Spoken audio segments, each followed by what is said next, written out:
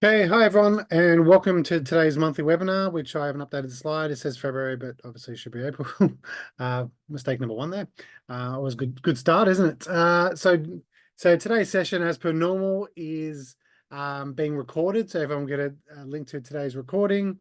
And feel free to ask any questions that you do have in the Q&A panel found in your Zoom panel, regardless of whether that obviously question is regarding today's content or anything regarding anything that Aaron and I will cover.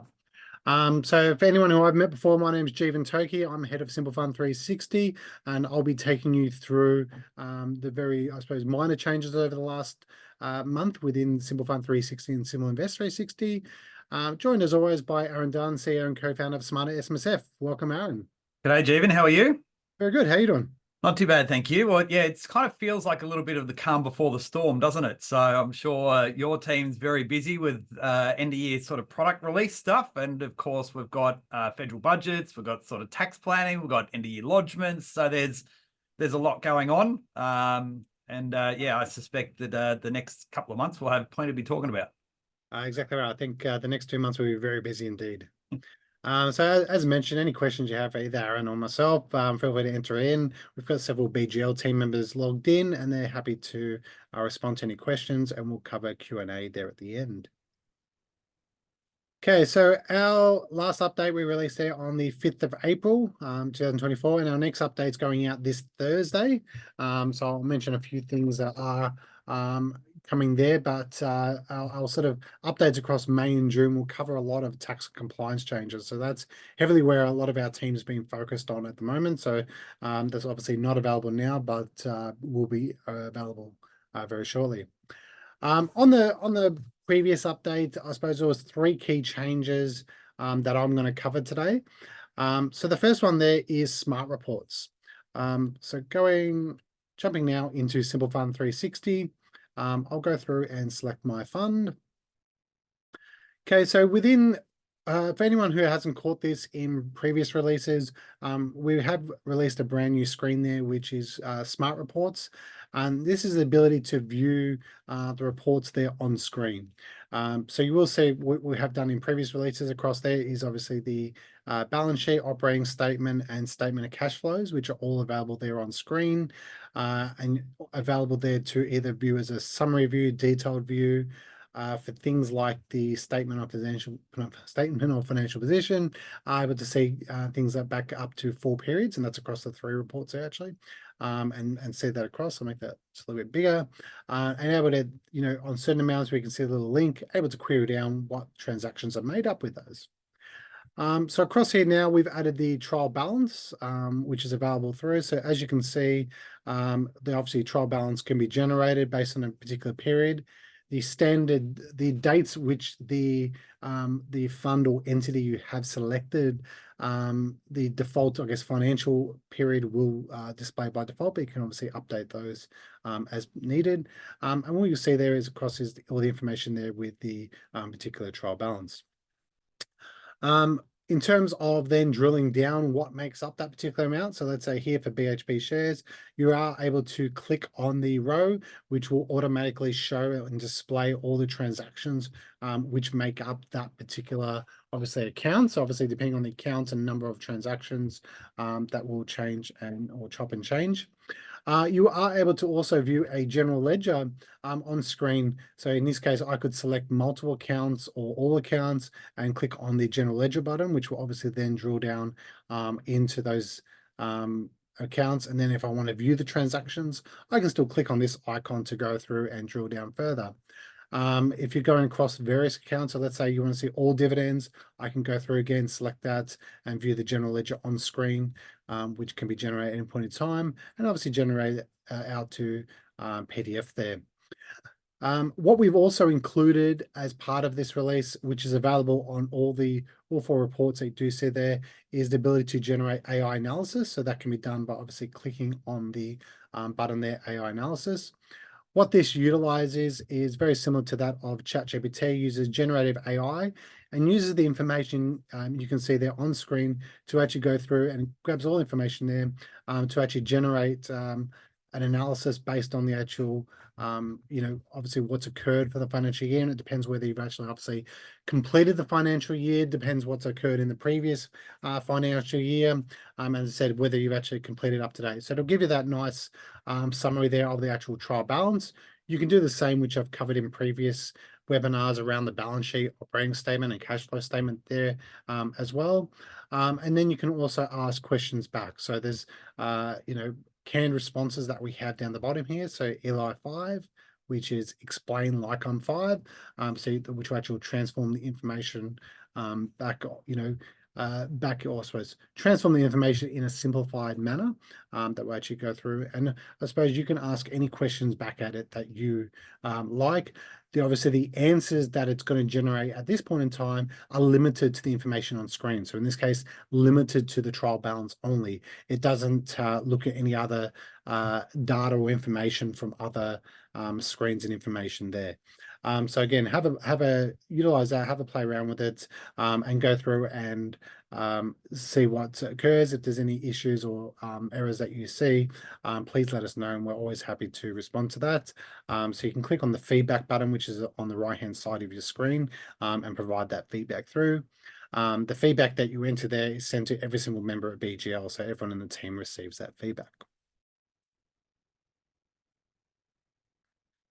Okay, so jumping, back to okay. Okay, so the next feature released across there is SuperStream, and that's firm-based notifications. So as the name suggests, previously when setting up notifications within SuperStream, the notifications were sent on a fund-by-fund basis, and obviously across accounting or admin firms, you would like to receive notifications for all funds regardless. So you can do that obviously via the SuperStream dashboard off the Connect menu, and you will see the option there under email notification to set up a firm notification. Enter in the contact of the person, so that could be either an email recipient or contact, whoever you'd like, into there, and they'll receive notifications for every single rollover event or release notification that does come through. I'm just going to discard this one. That will come through. What we are looking to utilize in the future as well is ability to have a dashboard which will these link it through to a job in terms of our workflow module, where you can actually see all the outstanding jobs, and you can see which funds have any outstanding SuperStream issues or jobs to be actually completed, and be able to see that sort of across all your funds, or the funds that you're allocated there as well. So look out for that there in the future.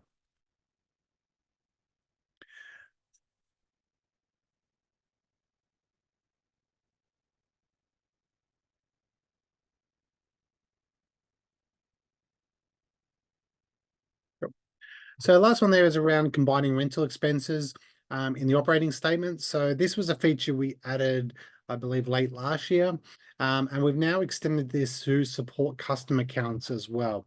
So jumping back again into Simple Fund 360, across there in the report screen, so I'll go across to there.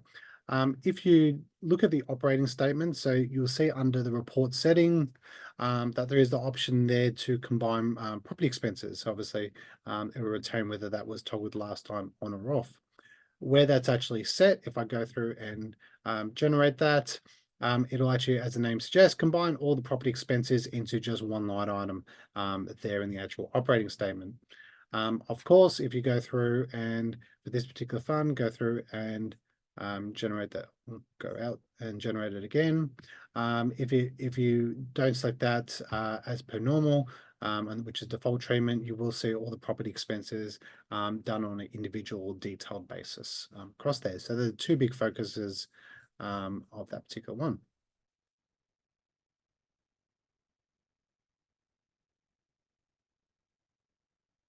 Okay, so jumping across now, so they're the main features in our last update I wanted to cover. So coming up in our future or next few updates that we are releasing is contributions and pensions. We're updated all the limits, dashboards, reports, analytical insights, etc. for FY23. So obviously with the contribution caps increasing and the pension limits just being extended out, and no further 50% discount available, that everything has been updated and is ready then for FY25. In our next update, we're also allowing the actuary certificate that is, I suppose, ordered through our fund pension policy screen to be included as part of report pack. So you're able to select that and include it through. And the account view within the account view screen, I should say. The default view based on user feedback will be collapsed, but you will have the options there to expand or contract that. As I said, later in May and across June, we will release all the tax returns. So obviously across Simple Fund and Simple Invest, you are able to generate and lodge the SMSF annual return, trust tax return, and company tax return. So we'll have releases across the 2 months to support both of those. Once, of course, we've completed all the development work and have ATO approval. So that's everything I'm going to cover for today. So I'll pass over to Aaron.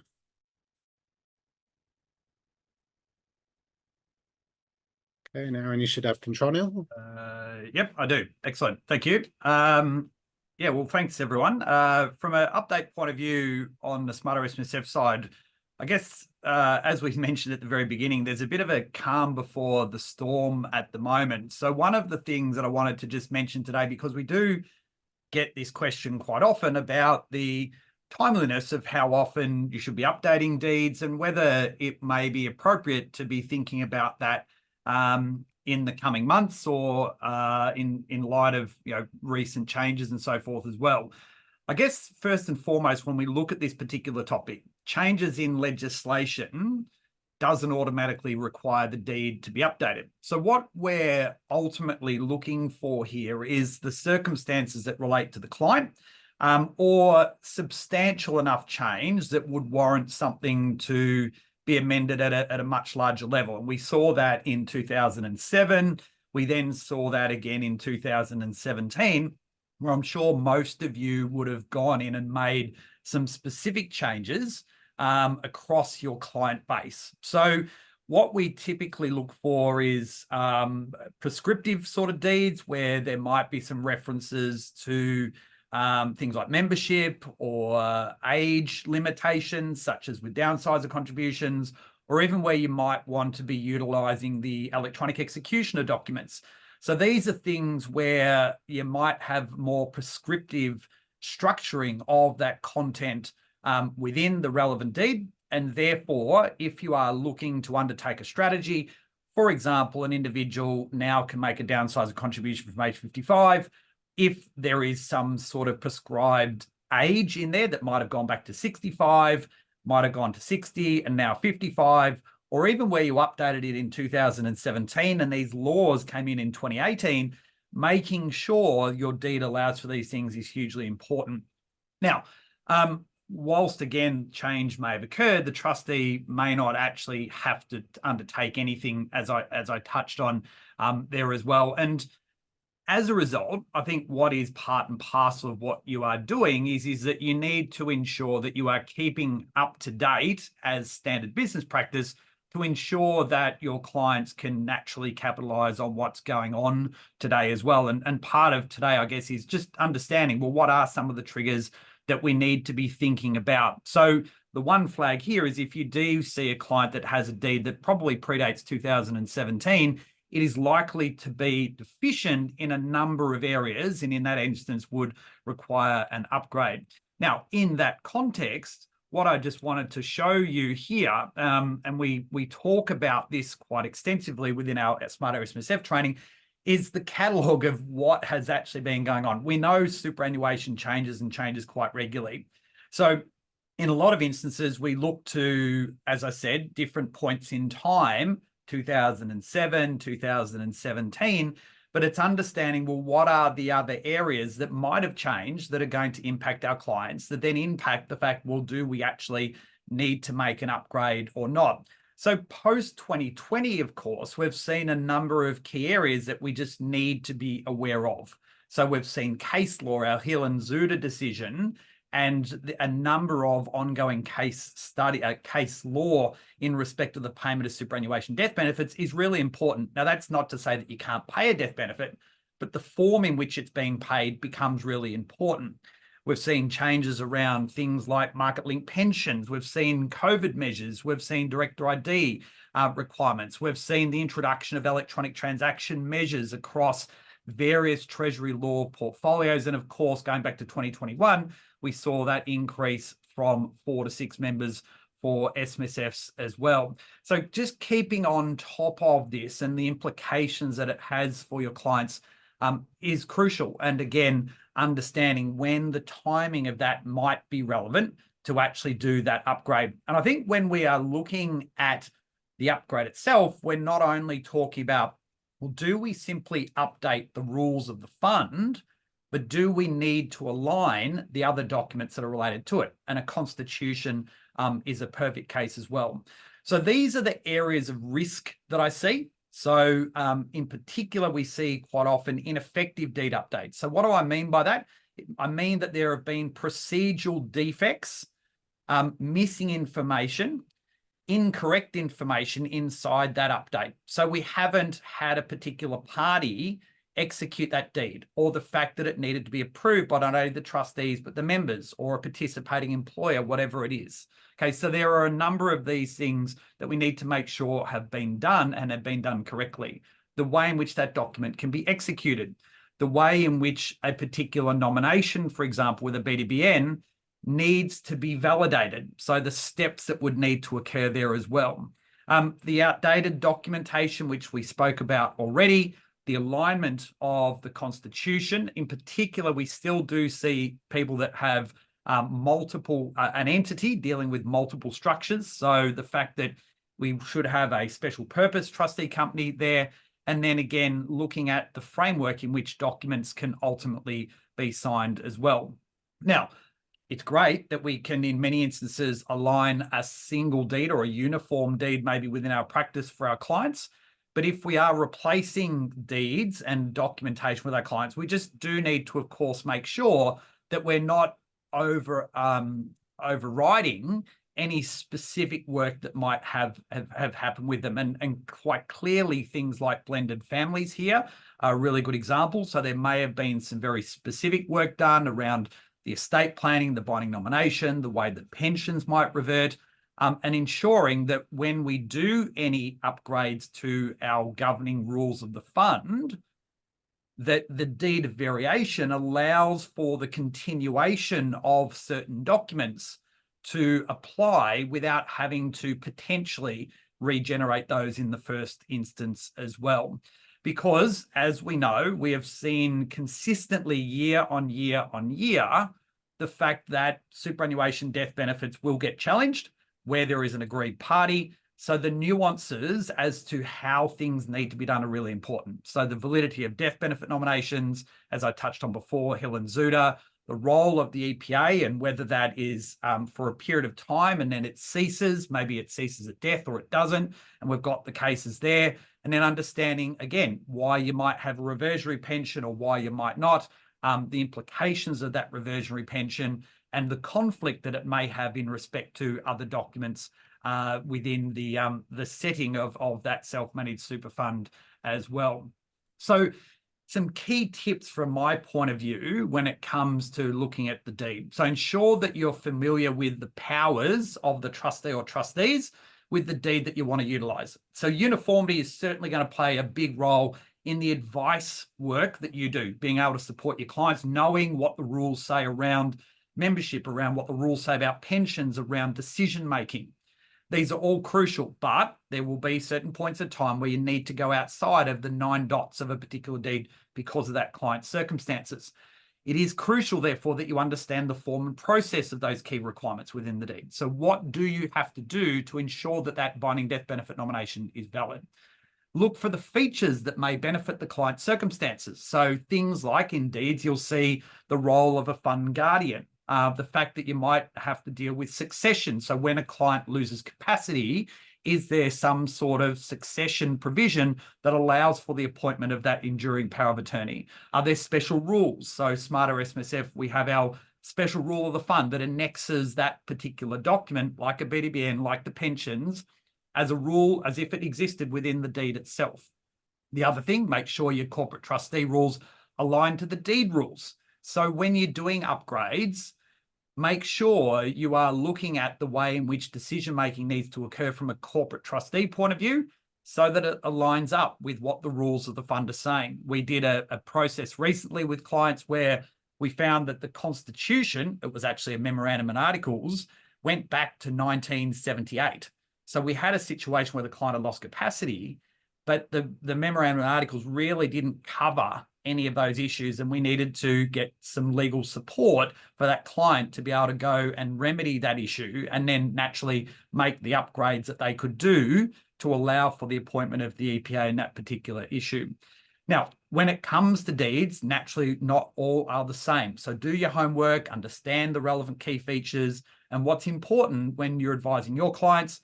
And then finally, again, going back and ensuring that you've got the right procedures in place. When you're doing the upgrades, that you're going through that relevant process, including the additional parties, and then we're not sure, naturally you're going to get the advice as well. So one of the things that we've done, and I did mention this last time in the release, and we've naturally expanded this in the past month as well. So I wanted to share that we now have our Smarter Legal Review service that we've built in conjunction with Hill Legal here in Melbourne. And we have this added into the forms on our platform. We will be adding it shortly where you order documents via BGL through the connection we have there. But you'll be able to undertake that legal review and sign off with things like deed upgrades, with changes of trustees and binding nominations. Where you have a situation where you require a document to be rectified, you already know that there is a problem. We also have a form that now allows you to undertake that rectification. So it's a typographical error, there's missing information, or there's a procedural process error that needs to be remedied as well. So we have these different levels of legal review, and then it allows you to submit that information to us, to get that information to Hill Legal, and then to naturally take on that piece of legal work that needs to be obtained in respect to that fund or funds. So we have information here. I won't sort of spend too much time on each of these, but you can get some guidance here around the different levels of review that are available based upon most likely the history of the fund and the complexity that naturally sits within this. I should say, if you do want to order documents and you don't want that legal review in some of those, you can simply bypass that and it would generate that order as it ordinarily does as well. Here's a few little diagrams that just explain the process visually for you. Again, these are built into the forms that allow you to simply choose that level of review when you're doing particular orders. And then once that review has occurred, it will then naturally go into that legal review process in which Hill Legal will then undertake that review, ensure that the scoping of that work is correct, making sure that it's in line with what the, I guess, request has been initially. And then once that has been completed, you will get that legal sign-off letter for the document order, and then it will allow you to jump back into the Smarter SMSF platform and then generate that particular document. Next month, we'll show you in a little bit more detail how that works. In essence, we've got a bit of a traffic light system there that will say this is on hold until the legal review has been completed. So the most important step there is to note that you won't get the document automatically if you've requested legal review. That legal review process would occur, and then once you acknowledge that that has been completed, it will then allow you to generate that particular order. And the same happens in a rectification sense. We now have a specific form that deals with the rectification. Again, allows you to upload information, submit that information, and then Hill Legal will undertake that deed of rectification or ratification, and then finalise that particular document for you as well. So there's a few processes that we're seeing around this quite regularly now with clients, in particular as our knowledge has improved on this, understanding that there is a particular gap in the document chain, and it needs to be remedied based upon what we know from recent decisions. So this level 3 of review here that you can see helps to fix that break in the chain, and then allows for the fund to continue to move on in that guise as well. So naturally, if you want to get started with any of this, you can either do it through the BGL software. It allows you to, under the connections tab, to connect to order your SMSF documents. You can also do it via our own platform. We've got integrations naturally inbuilt into the BGL site. We also have the BGL Simple Fund and CAS 360 integrations on the platform as well. The Smarter Legal Review is currently only available on our platform, but I'm hoping by this time next month, when we provide the next update, I'll be able to show you a little bit more from the platform there as well. So, Aaron, we'll bring it to a close. So Aaron, Yep. thank you as always for Pleasure. Thank attending. you. As we said, next month will be very interesting with all the budget changes, tax changes, etc. So definitely make sure everyone gets them and them teams along to that webinar. As I said, like, as always, reach out to Aaron or myself if you have any questions in between the webinars. But thank you everyone for attending today.